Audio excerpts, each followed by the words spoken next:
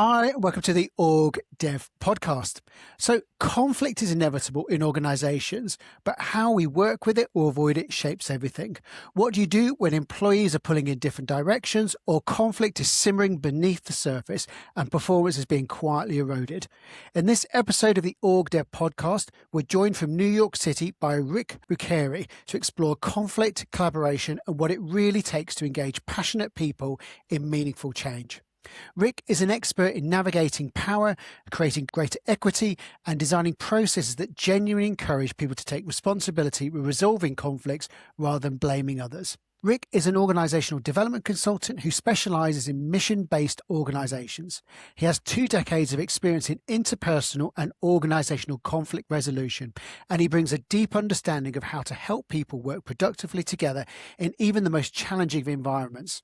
He began his career as a community mediator and large group facilitator, and since then he's worked across both large federal organizations and smaller non-profits. Naturally, he has extensive professional qualifications. He holds a master's in organization development from American University. He's a certified conflict coach and has also served as an adjunct instructor. Now, Danny and I have been waiting 97 episodes to do an episode on conflict, and we've been waiting until we found the perfect guest, which is why we're absolutely delighted to welcome Rick to the OrgDev Podcast. So thank you so much for making time to join us, Rick. Thank you. It's a delight to be here.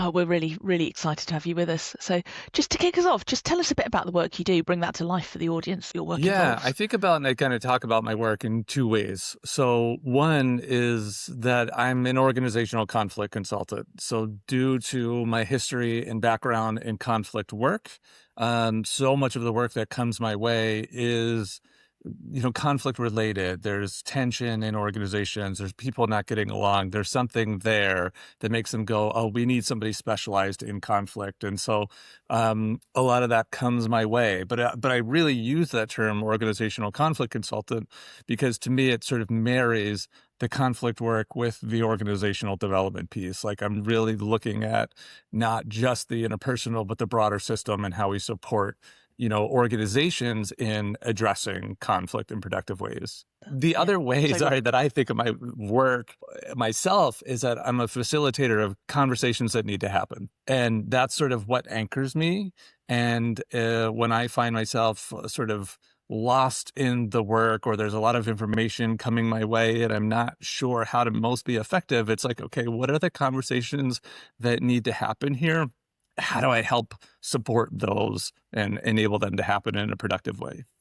Before we unpack your work itself, and we've got lots of questions about the kind of the ins and outs, just take us back to the beginning. What led you into this work? Where did you start? What did that look like? It's sort of a long journey, and I'll go all the way back. So in my early 20s, I wasn't sure what I wanted to do with my life, and it was my sister actually who worked at a bank, and she said, you should apply for a job in the mailroom and then just work your way up the corporate ladder or something. And I thought, okay, sure. Yeah, that sounds great.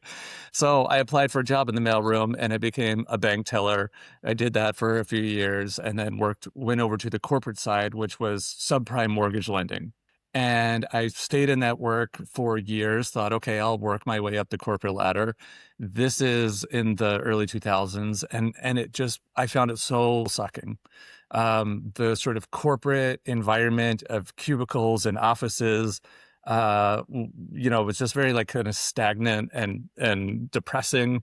I watched the subprime mortgage lending industry that was already sort of morally questionable, do increasingly morally questionable things. I saw the implications of that start to unfold and how the pursuit of money and capital really destroyed and ate away at the corporate culture and what it was doing to people on a more personal and interpersonal level. And I just found it also miserable. And I thought I need to do something else with my life. And through some referrals and recommendations, I found my way to community mediation in Baltimore, Maryland. And I walked in the room to just an orientation session. It was 2 hours. And it was so I don't know what this is, but I have to be a part of it. And I became trained as a community mediator and eventually went to work for that mediation center that trains me.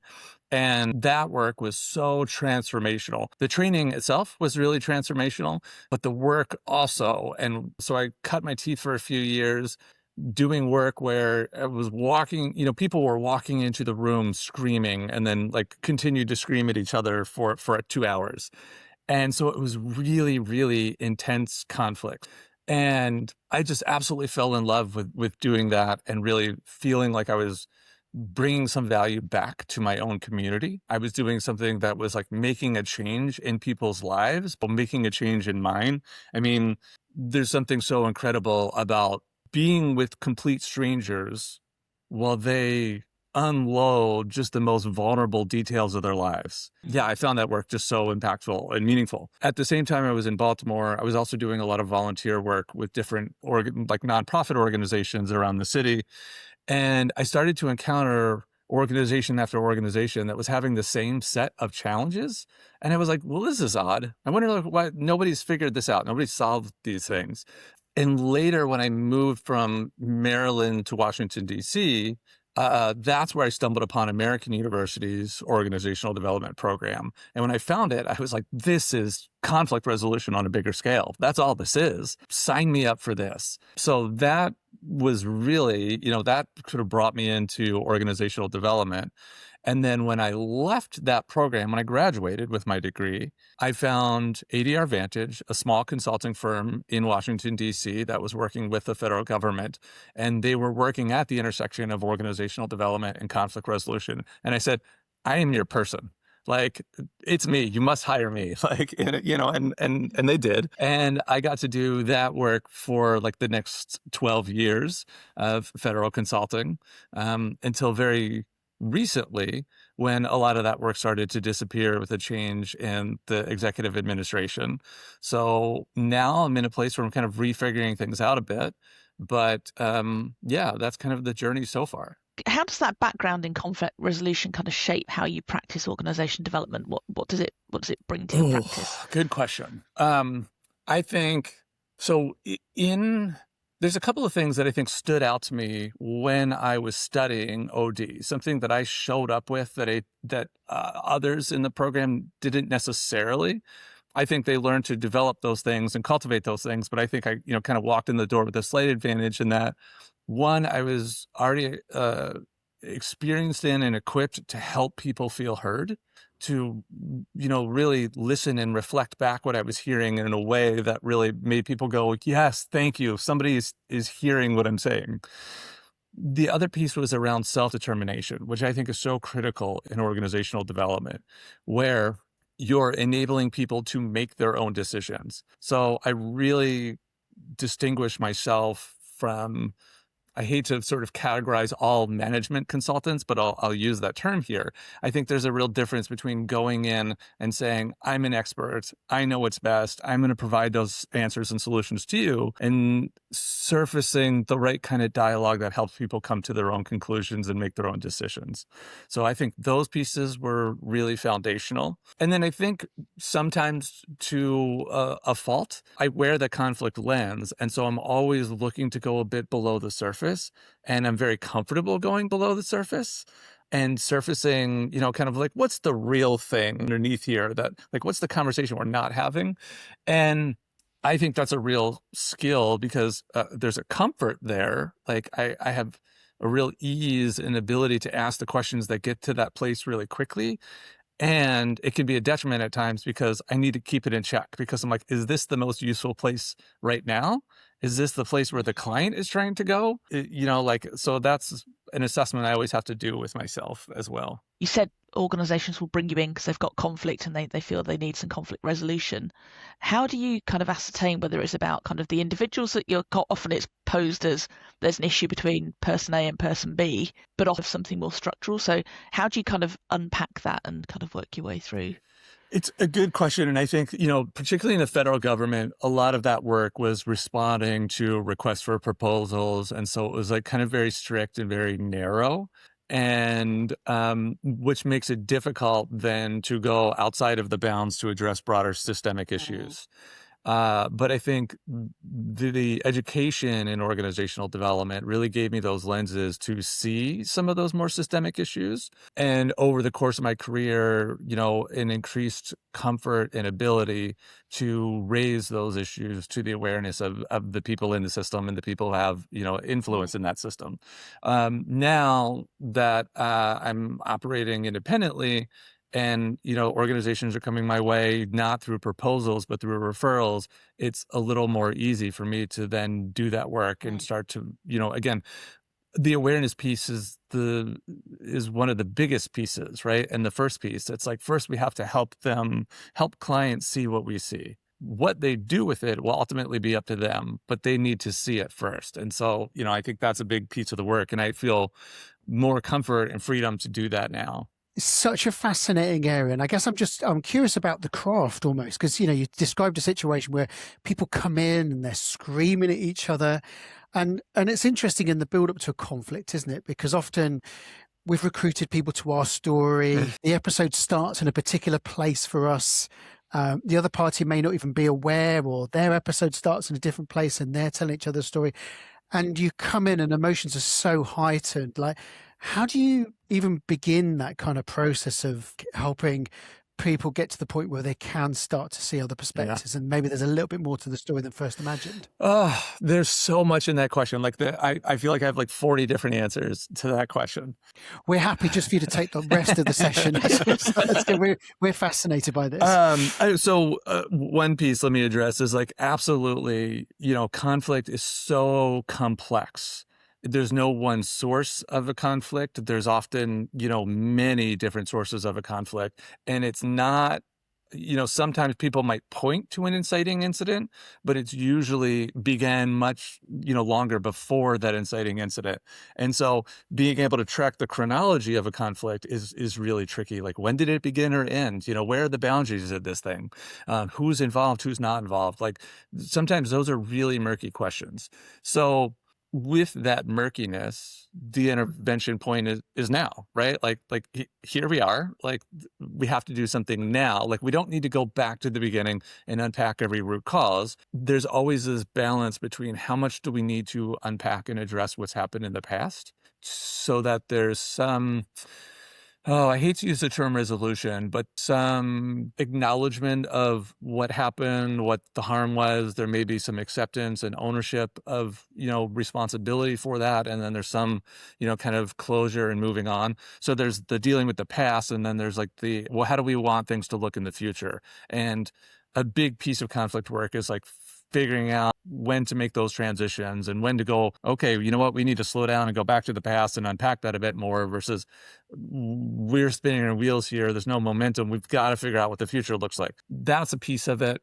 I've learned, one of those things that I learned over and over and over in my career is that there's so much that goes into sort of the ground setting and how you prepare people for what the conversation will look like, and what you do to set the tone in that conversation and leading up to the conversation that really gets people to the right place.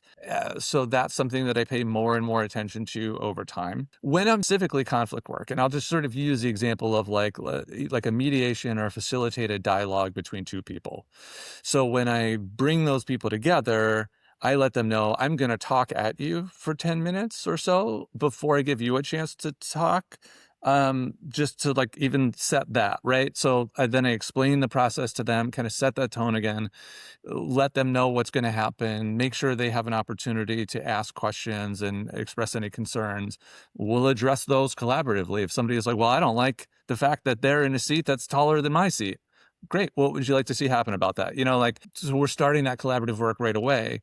But when we get into the sort of like, real conflict piece of it, my question is, so what brought you here? It's that simple, right? What would you like to talk about today? They're going to begin wherever they begin. It doesn't matter. What's important to me is that they start feeling heard right away, and that I'm fostering conversation between them. So I sort of make this joke, but I think I've seen it play out so many times, right? That people, when this conversation begins, they'll turn to me and they'll go, God, can you believe what a jerk he's been? And, they talk to me about this other person. And at some point in the conversation, they'll turn to each other and go, "You are such a jerk." And I go, "Great, we're making progress." They're talking to each other, like, so that's a big moment. And it's important to make sure that whatever they say, they can say it to each other, but then to, make that conversation more and more productive. And that simple work of helping people feel heard, making sure that their feelings and emotions are part of the conversation. It sounds like you're feeling disrespected. It sounds like you feel disappointed, whatever that might be, really softens people and de-escalates conflict, right? And so once like we're at a place of de-escalation, then we can start to kind of rethink what needs to be discussed. How do we need to discuss it, right? But it is that first bit of like kind of de-escalating, and conflict isn't linear. It's up and down. And so somebody might have one comment that totally reignites the whole thing. So it's constantly helping people feel heard. But that work of de-escalation, I think, is so critical. It allows you to get to a place of just like a more productive dialogue that I think anyone could facilitate. It is that it's not necessarily what the presenting symptom is, isn't it? And there's that kind of saying, isn't it? Like if someone's really emotional about a thing, it's often not the thing that's actually causing. What kind of tells you that there's something going on beneath the surface and that needs a little bit of digging? Like what are those kind of clues that would say, okay, I think we need to go beneath the surface here? Yeah. Oh, fascinating question. Well, so like in that context that, two people, it's everything. It's body language, it's facial expressions, it's the little quivers in voice and tone, it's things that people say that contradict something else that they've said, or, they keep repeating something and it's not clear why they keep repeating it. And it's like, okay, there's something we're missing here. So what's the data we can pull out that's going to, help them go, okay, there it is. But in organizations, it's different. And I really consider myself like I'm big on data collection. Let me get more data. Myers-Briggs, like I'm a big N, like I'm a big intuitor. And so I can start telling a story very quickly that may not be the right story, but I can build and craft a story. So when I walk into an organization, I'm starting to tell that story right away. Or if somebody contacts me, like let's say somebody sends me an email about working together, that initial email, I'm already starting to diagnose not just from like what they've said in their email, but like, how did it come to me? What time of day? When I walk into an organization, I'm like looking at the decoration on the walls and how they structure their physical environment. I'm starting to build a story. And often it's just like that intuition that is like, oh, there's like something here. The office space that, I was just doing some work in California, and a lot of cubicles, but it was like sort of a dark office space with very few people in it. So lots of empty offices, empty cubicles. So I look at that and I go, what is this telling me about how people work together here? And what is this telling me about what else might be going on, than whatever kind of presenting issue the client is asking me to help address. Yeah, there's so many. You can never predict what it's going to be, but it's like it gives you a curiosity as well. I've got a bonus question for you. A question I've always wondered. What is it about the human condition? One of the things I'd loved about your description there is the amount of preparation that you go into creating a context that's warm enough for the work to happen. So meeting with people so that when you do open this container up for people to talk in a different way, they kind of know what's coming, but they still talk through you.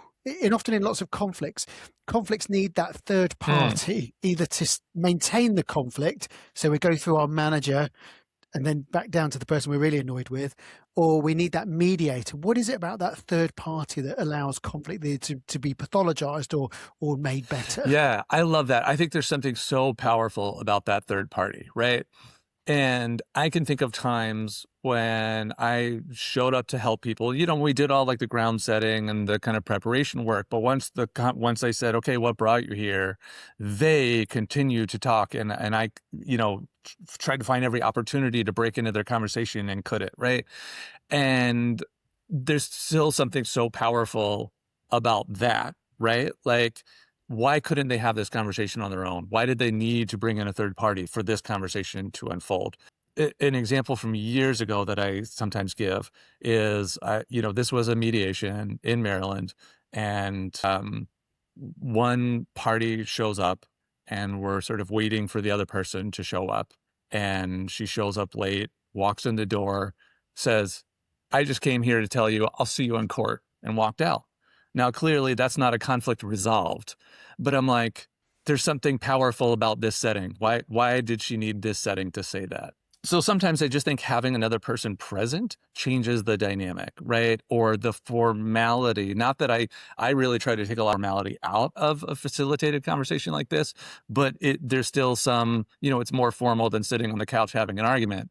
So degree of formality, I think, makes people show up a little bit differently. There's something, about that. But again, a lot of the work goes into the language that I use, the tone I use, the way that I ask questions and draw people in to just set that tone right from the beginning and let them know that this conversation is going to be different than the ones that you've been having. That's always my goal. Let's not just repeat what you've been doing outside of here. There's no point to that. Let's make this conversation different. So what do you need to make this conversation different than the ones you've been having? That's like part of that preparation piece as well. One other bit you mentioned there, and there's a lot of people watching this that are in the early stages of their sort of facilitation or OD career as well. And you talked about the fact that when you're in the room, they'll talk through you as you're almost like the vessel initially, aren't you? Because OD is about providing just enough scaffolding for this to start. And sometimes you could pathologize it if all they do is talk through you, isn't it? So it's like, how do they eventually feel safe enough to actually have the conversation directly? And in a way, that's a big part of the work done then, isn't it? Because at least they're able to start communicating with each other. How do you know when to direct them to each other? And why do people need to talk through us initially? And what do OD practitioners need to be mindful of? Yeah, I think it's the degree of like the conflict itself and the tension in the conflict, right? So if it's just something that's really highly escalated or there's been a lot of harm done, people are so kind of pent up with emotion that they just don't know how to communicate to each other, or all the communication they've done together has just not been productive or it's been hurtful. And so they're not eager to try that again. So they have this third person. And so they're like, okay, let me use this third person to say what I need to say. And again, my goal is to get them to talk to each other. And sometimes that's just as simple as one person, vents, and I'll reflect back what I'm hearing and turn to the other person and say, and what do you think about that? Right. And then they'll jump in and just little by little, people start to like work kind of towards each other until, it isn't always that they turn and go, well, you're such a jerk. Like it's not always like kind of with that vitriol. It's, and sometimes it's with a lot more, but it's just like this little by little movements towards each other where I go, okay, great. The conversation's happening a little more productively. Oh, they just expressed something they hadn't expressed previously. Oh, that person just acknowledged something that the other person expressed that they had not acknowledged previously. It's just like those little movements over time until you go, great, you're doing it. You don't even need me here. Like I'm here. I will continue to support you. But it's like, I always want to emphasize, and this is in the conflict work and my organizational work. It's like, I want to empower people to do this work on their own, to not need me here. I'm always working myself out of a job. And so like I emphasize that when people are doing it, I'm like, okay, you see how this conversation is happening, right? It's like this is different than what you've been doing and it's working. So like, how do we continue this, right? How do we continue to make this dialogue productive? You mentioned just playing it back to them. So paraphrasing what you've heard. That almost has magical powers, doesn't it? What is it about paraphrasing it back to people that just really helps so much? What does it do? Because when you're in, for example, like a coaching session, you paraphrase it back to, you don't necessarily have to come up with anything insightful and like that, just the paraphrasing. I think, so I make this distinction, right? Because I think a lot of times in sort of conflict training or communication training, there's a distinction between like hearing and listening. And I'm like, it took me some years to awareness, but I was like, oh, the goal isn't listening because the listening is still about our experience. The goal is to help the other person feel heard. And I think that's what the reflective listening does, right? Because if you just respond to what the other person said, it's still sort of like about you and your thoughts and what you want to add to the conversation. But if you're trying to help the other person feel heard, it's just kind of like being that mirror in a way and like giving it back to them. And I don't think societally, I don't think it's something we do in our normal conversations. We listen and we add to the conversation, and sometimes we don't even listen, right? Sometimes we don't even hear.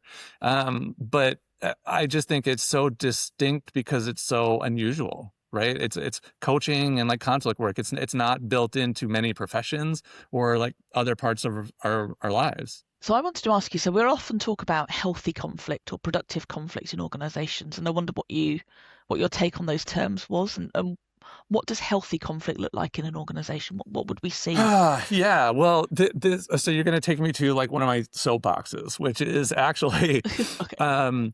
I really think, like if you sort of look at like conflict work, some of the three terms that you will most commonly find associated with the word conflict is like conflict resolution, conflict prevention, and conflict management.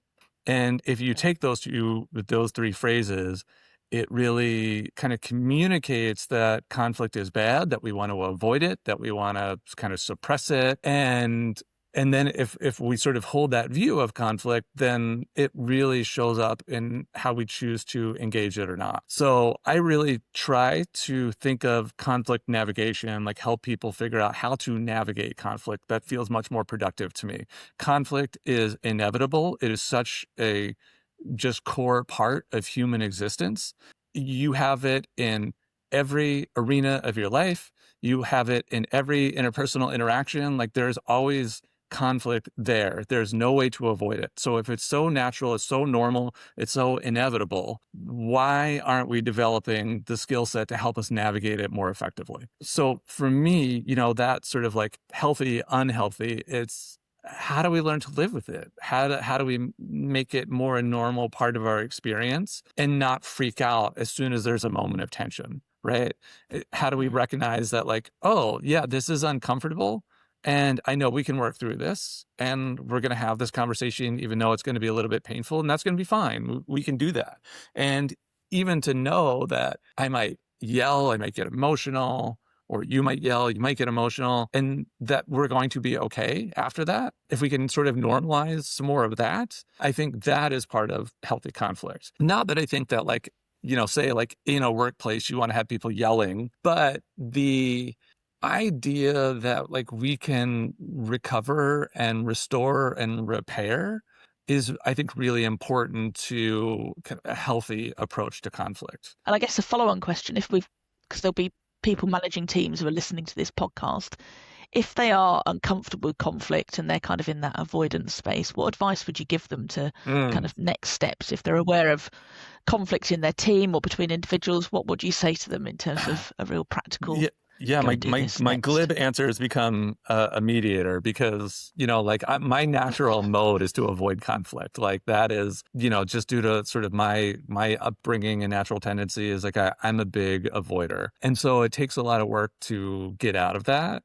It takes a lot of practice to become comfortable. And like, if there's tension in a person, I'm not comfortable with it, right? Like if it's in my conflict and where I was trained to be a mediator, there's a common expression that you're never neutral in your own conflict, meaning like you can't be outside of it. Like like you're going to feel the emotions, you're going to feel the anger and the discomfort. And so part of it is just like practice, right? But I think there's a lot of work that people can do. So like if you just think about whatever your kind of most conflict-laden relationship is, and really focus on like that next conversation and be thinking about like, how do I need that conversation to go? Like, what do I want to get out of it? What do I want to express?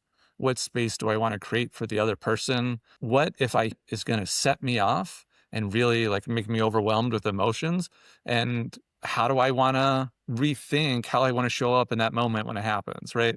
So I think there's just a lot of like basic preparation that people can do. I think there's, again, so much comes from practice.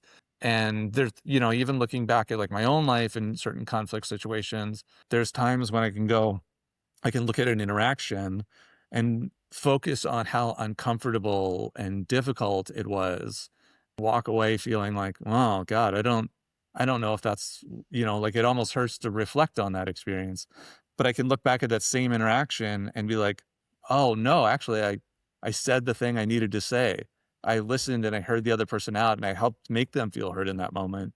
And it was still uncomfortable and painful, right? Like, so it can still be productive, but I would say that like, it's still never easy. It doesn't matter how much conflict you have or how much you've worked through. It's never easy. There's always some pain and discomfort to it. But you have to develop that comfort and the confidence that like, it's going to be okay. And then like the practice to just do it and work through it. One thing we sort of see a lot in conflicts is the idea of fairness. In terms of sort of driving conflict. It's not fair. And people have different measures of fairness as well. How do you, and obviously the world isn't fair in many respects, so justice isn't necessarily dealt with in those ways. How do you sort of work with someone who has a really sort of black and white thinking of what is right, what is wrong, what is fair? Yeah, the model of mediation that I was trained in, which is called the inclusive mediation model, presented by Community Mediation Maryland, and I'll champion them here because an organization that has really pioneered mediation and conflict work for, I guess, like 2 decades now, maybe more. But their model of listening and helping people feel heard, there's a focus on emotions and there's also a focus on values. So those like one word things like fairness, convenience, respect, obedience, accountability, authority, like whatever it may be. And a big piece of that work is using those values to like first abstract, like they help abstract the conflict so that like if you're articulating your position about a conflict, but then I reflect back, well, it sounds like what's important to you is fairness. The other person can go, oh, of course, fairness. I get that. Like it makes sense, right? Like it sort of abstracts the conflict to a point where we can get people on the same page. But at some point we've got to do that work of saying, okay, Garen, like what does fairness look like to you? And when you think about how to resolve this conflict moving forward, what would let you know that things are fair, right? And we can start to explore those potential solutions. And it's the same work with like any other value. So you say respectful communication is important to you. What does respect look like to you? Like we just got to get to, those individualized definitions and start to use those definitions to like anchor ourselves towards potential solutions. That's different from what I would, describe more as like the kind of systemic fairness, the procedural fairness, So in the federal mediation work that I've done, it's not uncommon for an employee to initiate a conflict resolution process and come to the mediation table by themselves, and the agency wants to bring their legal counsel and somebody from HR and the manager and the manager's manager, and it's like, well, that's not necessarily fair, right? So there's that degree of fairness as well that sometimes needs to be accounted for. And that's part of the preparation piece of like making sure we can equalize the playing field as much as possible so that it's not parties coming together. It's not sides coming together. It's just two people having a conversation about what's real for them. So I guess as organization development practitioners, we spend a lot of our time in facilitated workshops and sessions, and we'll see conflict building and escalating in the room. And there's kind of a judgment call, isn't there, about when you intervene and you name it and address it, or whether you kind of just let the tension do its own work. And I'm just interested to hear your take on that. Yeah. Your thoughts. This is one of those places where there's probably no right answer, but I think you just said something really important, which is like to name it. I think that is a really powerful intervention in and of itself, where you're like, something just happened. What was that, right? Like if there was like a moment of tension, or if it's like there's a real shift in the energy in the room and I'm not sure what it is that's shifting, help me understand that, right? And again, so much of like how we do those interventions makes such a big difference. Like, are we making a big deal of it? Are we getting uncomfortable because there's conflict in the room? Are we adding to that tension by bringing our own discomfort into the room? I've seen, particularly, I think back to earlier in my career, I was doing a lot of co-mediation, and I worked with mediators who would get so uncomfortable as soon as the conversation got heated. And they would be like, okay, let's calm everything down, and they would like really try to sort of assert calmness, rather than doing the work it takes to de-escalate. And so I think that matters, like how we show up as practitioners in that space. But I don't know like that there's like a real clear like, oh, if we let this go on, it's going to be a problem. versus if we unpack this now, it might derail our agenda. Is this the right place for that?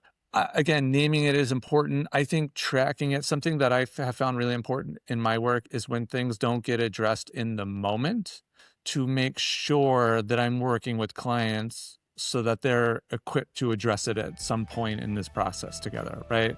So that it doesn't get lost, it doesn't get glossed over. Hi, we're just pausing this interview for a moment. Have you ever finished an episode of the OrgDev Podcast and wish you had a cheat sheet that summarizes all of the key points? Us too, so we made one. It's called From Pod to Practice, and each week in our newsletter we'll share a 2-page summary of the latest OrgDev episode, and it includes key takeaways, a reflection prompt, and one small action you can try. And it's all in a digital format with space at the end to add your own notes and reflections, and it's designed to help you take the learning from the podcast into your day-to-day work. So to get your copy, just sign up to our Next Step to Better newsletter. The link's in the show notes, or you can visit our website at www.distinction.live to get the latest From Pod to Practice in your inbox. And let us know what you think. We'd love to get your feedback. And the other question I wanted to ask, you talk about working with purpose-driven organisations. Does purpose intensify disagreement and conflict? Do you see that? Is it harder to work with conflict, or is it more prevalent when people are really purpose-driven? No, that's interesting. I think, in fact, purpose helps find ways through conflict, in that it's a real anchor for people, clarifies decisions at times, right? Like, are we living into our purpose in this moment? And if the answer is no, then like, what do we want to have? What do we want to do differently? I don't have a specific example, so I'll try to kind of generalize here. I've done a lot of conflict work with the Transportation and Security Administration. I've worked with a lot.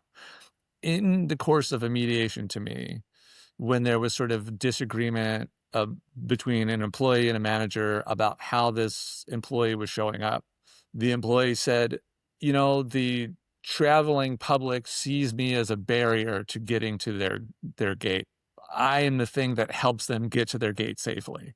That is why I did, X, Y, Z. And the manager was like, oh, yes. Okay. Like, I can recontextualize your actions and relook at this through a different lens. So I think, sometimes it'll be a good anchor.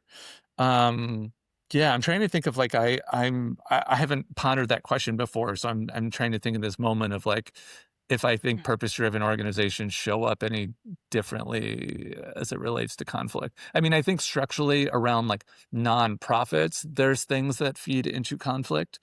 Yeah, I mean, just like the relationship between the board and the rest of the organization, I think, is often like a very fraught one.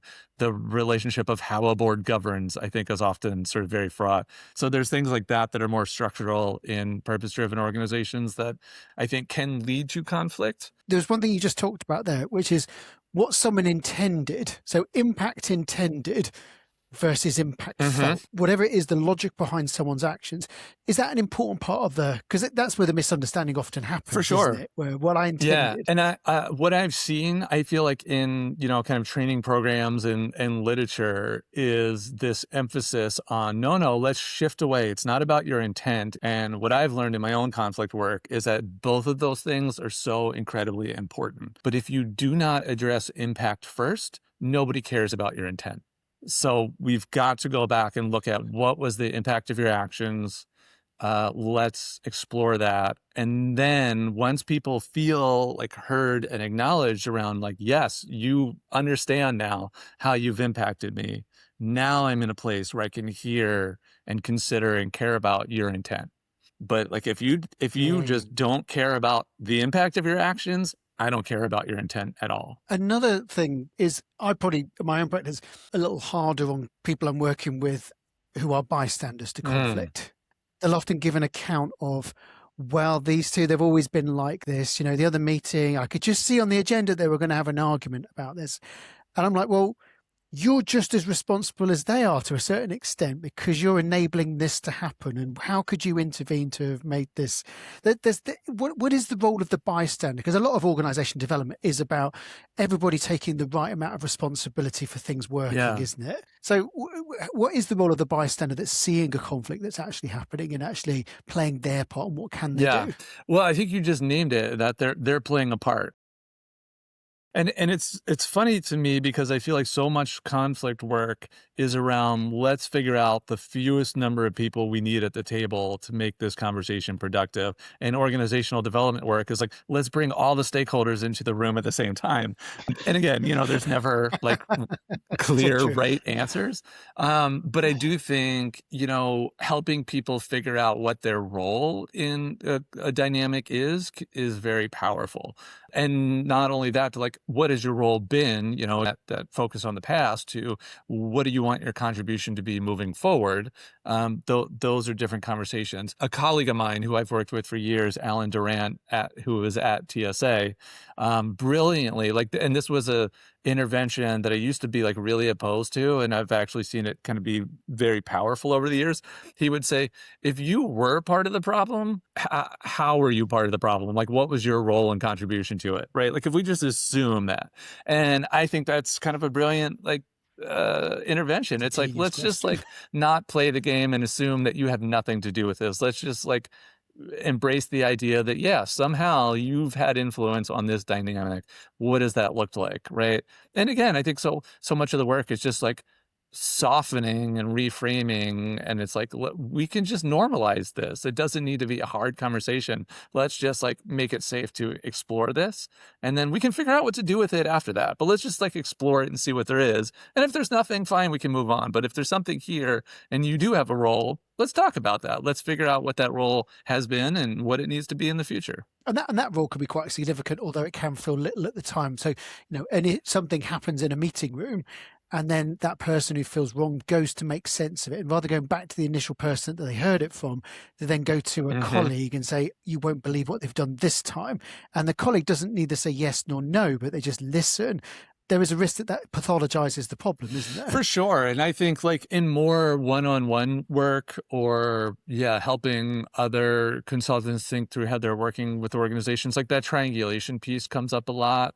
And that kind of helping in the one-on-one context when I've done some conflict coaching or things like that, helping people embrace what's the boundary setting that you want to do when people are pulling you into that triangle, right? Or they're trying to gossip or, engage, share with you about the dynamic. How do you want to set boundaries to keep yourself from being pulled into that? There's work there. And then the last question is the role of humor in conflict. Often, we're recording this from the UK. Sarcasm is a sport. It's something that's acknowledged as a core skill. But you'll find groups that use humour in different ways, isn't it? Rather than doing the straight talk. Is that something that you see in the conflict situation? And how can humour either help or hinder the conflict, the navigation of conflict? Yeah, I'm thinking about, I want to give kind of two paths of answers here. So I'll cite a colleague of mine, Stephen Kotev, who is an amazing conflict resolution practitioner, and he does a lot of work with the martial arts of Aikido, and integrating the Aikido work into how he addresses and works with conflict. And he would talk a lot about disarming, right? And how to use maybe humor to disarm. So I do think there's something very powerful there. It's not something I've played around with a lot in my own. I like, humor, and I try to be a funny person, but I think when I do work, I'm careful to not lead with humor because I think sometimes it could come off wrong, or it might seem like I'm not being sensitive to the seriousness of what's being discussed at the table. The community mediation model taught me this very early on. They were like, you are a human being when you are at the table, right? So you can put on your mediator hat, but you're still a human with your own human emotions. Things will happen that will prompt you to laugh or cry or do something else. And it is okay if the participants laugh, you can laugh, but you will be the last one to laugh and the first one to stop laughing. And so it's which is easier said than done, but it's really making sure, that you're not feeding into a dynamic. So for example, somebody might make a sort of humorous remark or joke about the other person, and it could be something that you find funny, but they said it in a way that was meant to be, at the other person's offense. So you have to be really careful about that too. So I would say that I probably lean away from humor, and while not trying to be too serious or somber, but I'm very careful with it. Now, in my organizational work, I think there's much more space for it. And definitely I, hold it as a tenet that when we bring a whole system into the room, it's got to be fun. Like, it doesn't mean that it's going to get silly and away from various topics that need to be discussed, but it has to be a joyful experience that people want to participate in. Shifting gears slightly, what aspects of your work do you enjoy the most? Which bits do you find the most fulfilling? I mean, so much what I just talked about, but I think for me, like, I love data collection, and I love, building that's what I think is going on and letting story be challenged by new data. That's super fun for me. So, like, in organizational work, when I get to do interviews and focus groups and, bring together to really start to let those stories emerge, I absolutely just love that part of the work. I guess for me, it is part of that data collection is the allowing my curiosity to flourish, which sometimes is the thing that like takes our conversation one level deeper. But in both conflict work and I think organizational work, like you're kind of contracted to be curious. Like, it's part of your role there. And that's a freedom that I don't necessarily always feel in my day-to-day life when I'm interacting with other people or people are talking about their work. It's like I can only go so deep without breaking some social norm. But like when you're in the role of, facilitator or whatever, like you get to ask all the questions and not, kind of pursue like your own curiosity, gets away from what's important to them, but just to go deeper in what's important to them without anyone being like, you don't get to ask that question. It's like you have that freedom, and I love that freedom. Fabulous. And then on the flip side, what's the more challenging part of the work that you do? What do you find more challenging? I think something like there's this word that I don't love. Like, so when people find out that I do conflict work, they'll go, "Oh, how do you deal with a toxic person?" And I always sort of hate that framing because I think like there's not really toxic people, there's toxic dynamic. And it's your earlier point, Garen, like we all play a role. And if somebody is exhibiting what we would call toxic behavior and we're all kind of complaining about it, but we're not doing anything to sort of change that dynamic, then we're playing some role in it. So there's not toxic people, there's toxic behavior. And there are kind of toxic leaders. There are people who will pay a consultant to come in to help them enact some sort of change and then display no interest or willingness to do self-reflection, to take personal accountability, to give you or their teams the needed time or attention it takes to bring about the change they're asking for. And then when that change isn't produced, then they'll blame you or they'll blame others. And that is something that I find incredibly challenging. Now, there's something very powerful and fulfilling when you break through and you help that person see what they're enacting and see the impacts of what they're enacting. Like, that's really powerful. But I think that is such challenging work because it's like, again, I'm doing that data collection and assessing very early on. And I feel like there's so many signs that that's coming. You see it very early and you're like, oh, here we go. This is going to be one of those gigs where it's just going to be an uphill battle the entire way. And so, yeah, I think those are challenging, but they can be very fulfilling as well. So it's a big question. What are some of the biggest lessons you've learned along the way? Yeah, I'll share some quotes here because I think there's a collection of quotes and things, and this won't be a complete list, a few that keep coming up for me, and they become mantras for me where like I will sort of recite them to myself to help anchor my work and refocus me on, okay, what do I need to be doing right now? This one is not a quote, but what I call the 80-20 rule. You want to have your clients talking 80% of the time at least, and you no more than 20% of the time. I hold true that like anything my clients have to say to each other or to themselves is far more important than anything I have to say to them. And, again, I sort of mentioned it earlier, but like really making sure that I'm not coming in as like, I'm the expert, I know what needs to happen. It's helping facilitate their own insight through their own dialogue. That's so important to me. A couple of other things, lessons. Lennox Joseph, who I now work with I'm an advisory board member of the NTL Institute for Applied Behavioral Science, also a board member. Lennox Joseph was also a professor of mine and said when I was in grad school, endings have a great way of bringing up unfinished business. Boy, does that hold true so often. As the day starts to wind down, as a process starts to conclude, as a conflict conversation starts to come to a resolution, all of a sudden something happens that opens up it all again. And being prepared for that moment and knowing that it's coming is huge. Anastasia Buccheri also was a professor of mine.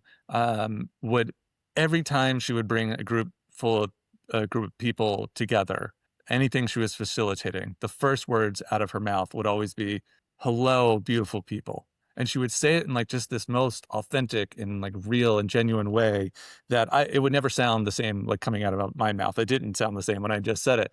But the idea that you've got to kind of fall in love with and see the beauty in your clients, even when they're really hard. So even that toxic leader, it's like still being able to fall in love with that person and go, I am here to help, even though they're going to be difficult every step of the way. Like, I just think that's really important in the work that we do. Deet Lacour, another professor of mine, also the board chair at NTL, figure out what you want to know and then ask that.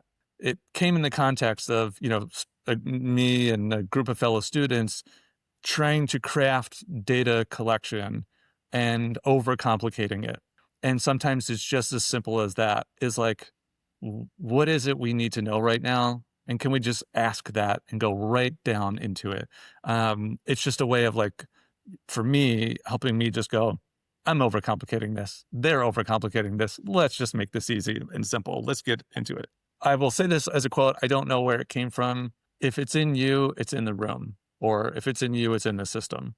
That acknowledgement, like I see people in organizational context going like, I really am not comfortable with this, or this happened and it had this impact, but like, I don't know if I'm the right person to bring this into the conversation. And it's like, no. You are a part of this organizational system. If it is your experience, it is meaningful to this organization, and empowering people to like bring kind of their whole selves into the room in service of the whole organization. Because if we enact a pattern of suppressing and ignoring and avoiding, then that's going to have major repercussions, because it's going to just show up in our culture over and over and over again until it becomes like ritualized.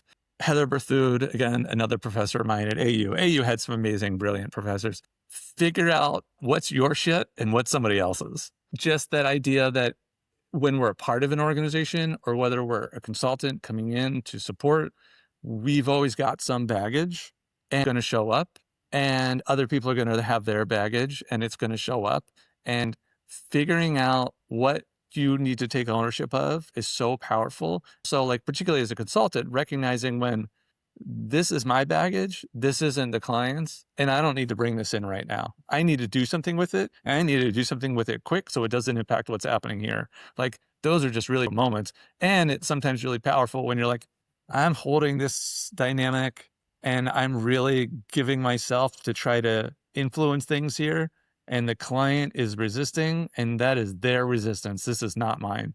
So I don't need to hold this as strongly as I'm holding it. Like, those are just, I think, really powerful moments. So yeah, all good lessons. So what does your own learning and development look like? How do you keep yourself sharp and kind of evolving in your field? For me, it is, I do a lot of reading, a lot of podcast listening. Like, I just love consuming. And I stay connected to professional organizations, ODN. Here in New York City, we have ODNY, the Association for Conflict Resolution, things like that, so that I'm constantly tapping into my network. I will say I sometimes have an aversion to like certification programs, ones that cost a lot of money, that is the benefit, or like, I don't know, I'm just very careful about where I invest. And sometimes to my own to my own detriment, it's like, okay, well, if that's knowledge that I'm not gaining from that program and I want to be credible, where do I need to get that knowledge? So that's a lot of work and I have to put in on my own. I think the most important thing for me has been being a part of small groups and communities with fellow practitioners where we can unpack our experiences together and I can get genuine pushback and feedback and challenge from people who I know and trust. Like that's, including, so I'll throw like one of my closest friends is Julian Chender, who's been a guest on this podcast. Julian is one of those people who absolutely, I can talk about my work with and he'll challenge me, like nobody will. And I think that's just so, and I have lots of little groups like that I try to be a part of. I think that's really meaningful and all practitioners should do that. And then people love a kind of recommendation. So are there any resources, any books or podcasts or videos that you'd highlight to others to go and follow up and look at? These aren't necessarily going to be so related to everything we've just talked about, but there's a couple things that I always recommend to people. Mindset by Carol Dweck, I think, is just a must read for every human being. And Cultures of Growth by Mary Murphy that builds on that work to really look at what happens in organizations when organizations cultivate and develop either a growth mindset or a fixed mindset. I think both of those books are extremely powerful for conflict work and for organizational development. For, I think, maybe the geeks out there, How Emotions Are Made by Lisa Feldman Barrett. Neuroscientist who is just challenging decades of thinking about how we process emotions. And I think that, just there's strong linkages between what she's describing and the Chris Arders's ladder of inference there. That idea that like our filters influence the emotions that we feel. It's not just that our emotions are automatic. It's like how we think about and process what's happening really interplays with our emotions. That's just such a powerful concept. There's a really great book called Difficult Conversations and How to Have Them. It's a couple decades old right now, but I think it's a great primer for people who are interested in thinking about conflict and how to have different conversations and how to approach conflict differently. I'll recommend for my OD friends and colleagues, Transformation Horizons, another OD podcast by Judy Oyedele and Sasha Farley is really great stuff. And finally, Horizons of Change, which is a Substack. Russ Gaskin was a professor of mine, an advisor of mine, but I just think is really putting out some incredible thought pieces about organizational development work and organizations generally, and just he's so articulate and just talks about things in ways that nobody else does.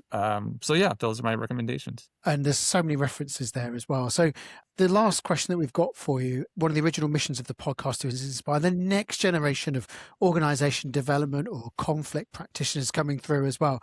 What advice would you give someone who's considering a career in this field? Yeah, it's really tough. It's a tough question, I think, because I think the field is changing. American University's program was dismantled a few years ago. Kind of university level, like, is OD still being taught in the same way is sort of an open question for me. And if you look at the marketplace, the way organizations, at least here in the United States, are talking about organizational development, it's like, oh, you don't understand this. You don't understand what the value of this is. You're describing talent development and recruitment. This is not organizational development. And so there's just something so foundational about influencing people systems, supporting people systems, and helping organizational systems that are made up of and built by people take care of people. Like that I think goes so missing. So I have these like big questions about like, where is OD heading? But I think it is worth for younger practitioners to really consider, what are you interested in? Are you interested in supporting kind of the business side of organizations at international work? Is it around human psychology? Is it group dynamics? Like, I think there's ways to kind of carve out a niche and to really find your footing in the field if you have a more specific idea of like what excites you about this work. The other piece I will share, and this comes from Russ Gaskin, because he was like my practicum advisor when I was in the program. He said, I was sort of articulating my practicum work, and I was like, I just feel like I don't know what I'm doing, and I'm going to go, I'll go do this project, and then I'll come out of it and I'll feel like, okay, now I'm a consultant. Now I get it. And, and I already had like a decade of conflict work under my belt and 2 years of education in OD. And he said, Rick, don't forgo your confidence until after you finish this consultation. Go in and do the consultation with all the confidence and the credibility that you already have.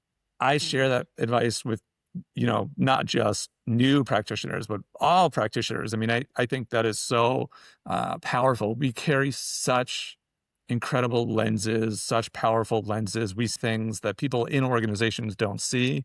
We have such experience and knowledge to build on. So I think let's really embrace that confidence and go in and do this with all the credibility and confidence we have. Brilliant. Well, Rick, we want to say a huge thank you. I want to say thank you for sharing the craft of what you do, the preparation that you put in, the real generosity of the things that you've shared as well. I'm going to rewind that lessons learned along the way, because I think there's just so much wisdom in there as well. Danny, what are you taking away from today's conversation? I can't do it justice in a few bullet points, but I love what you said at the outset about positioning yourself as a facilitator of conversations that need to happen. I think that's really powerful for me. The importance of helping our clients see what we see, kind of holding that as our role. I loved all of the talk about conflict and kind of the practical ideas you gave us, and also the idea that people have to see that you understand the impact of your actions before they will even consider looking at the intent. So lots and lots to take away. Yeah, and there's so much in there. It really does deserve another listen to as well. Some of the things, there's some really lovely principles. I think there's a lot of things we will take away. Some really good principles. 80-20. Absolutely. This isn't chalk and talk stuff, is it? The power of paraphrasing. I think we need to take that away from the conversation and what that does, and helps people feel like they have a voice and whatnot as well. But I also love the way that the time you put into creating the setting where the work can be done as well. And sometimes that can be missed along the way. There's so much done that can stack the odds of probability that this will work. Rather than just be another conversation as well. Yeah. And that's one of those lessons that I have to learn over and over and over again, and be like, oh no, there's a reason why this is happening this way. Either, it's happening in a way that's productive or not, but knowing that like, oh, I influenced the moment that got us here. But it's true, because the invitation is like, can you just get this work done? Like, we know what needs to be done. Put them in the room, do it. It's a strong invitation, isn't it? But we've got to decline it and say, look, for this to work, we have to be bold and confident in our methodology. Yeah. And it takes a lot of courage to do that intervention that you just described. And it takes a lot of grit, because it's, you're going to get pushback like almost always. But setting the stage, I think is critical. So thank you both. This was such a delightful conversation. And again, I want to pick your brains all day, but. No, this is all about you, Rick. We want to say a huge thank you. Thank you so much for getting up early in New York and joining us today. If you are watching this, and you know someone who you think would benefit from Rick's experience of conflict, all of the different tips, maybe they were in conflict, maybe they were a bystander to conflict, maybe they're just taking their first steps on the way, then please do share this podcast with them as well, because we have so many shares every single week as well. But we'll also, feel free to contact Rick as well, because I'm sure that Rick would be able to support your organization in different ways as well. Rick, if people want to reach and follow your work, what's the best way for people to do that? Yeah, I'm almost invisible online. LinkedIn is probably the best way for people to find me. I will say that I love talking to people about this work. I love finding out what work people or other people are doing, either related or, even when people are like, I don't do this work, but I think there's conflict in my organization, and I'm not in a position to bring anyone in, but I just want to talk about it with somebody. I love being that person. So please feel free to find me on LinkedIn, reach out to me, and yeah, always happy to see where a conversation goes. Wonderful. Well, we're going to add your contact details in the show notes as well. So please do feel free to reach out to Rick.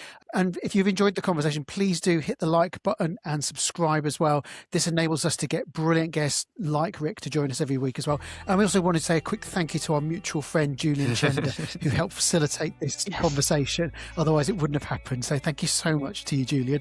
But most of all, a huge thank you to you, Rick. You've been so generous, brilliantly insightful. And I know that everyone's going to get a lot of value from it as well. So thank you. Thank you. This was absolute delight. Thank you.